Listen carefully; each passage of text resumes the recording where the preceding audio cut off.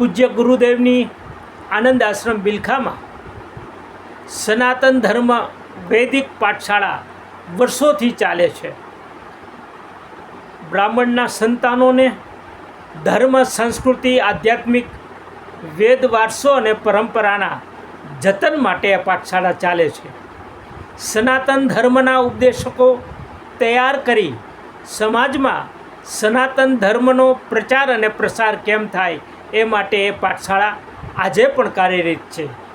એ પાઠશાળાના તેજસ્વી વિદ્યાર્થી આનંદ આશ્રમ અમદાવાદના એ વ્યવસ્થાપક સશ્લોકી ભાગવત કથાકાર પ્રદીપભાઈ જોશીના અધ્યક્ષ સ્થાને એકાદશી શ્રીમદ ભાગવત કથા ગુરુદેવના જન્મસ્થળ એટલે લીંબડી પાસે આવેલા મોજીદળમાં એકાદશી ભાગવત સપ્તાહનું દિવ્ય અને ભવ્ય આયોજન થયું હતું.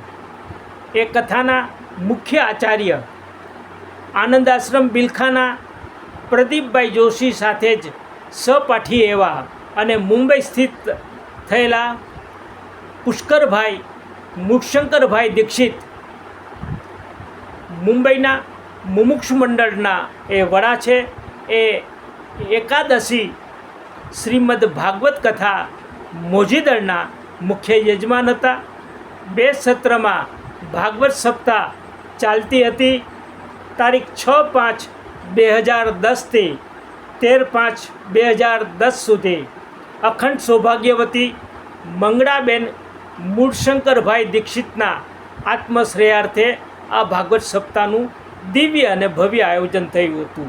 સવારે 8થી 11 અને બપોરે 4થી 7 2 સત્રમાં ભાગવત પોથી ભાગવત સપ્તાહ ચાલતી હતી.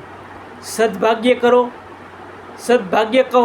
ગુરુ કૃપાથી એ કથાનું સંચાલન કરવાની પણ મને તક મળી હતી. જય ગુરુદેવ, જય ગુરુદેવ, જય ગુરુદેવ.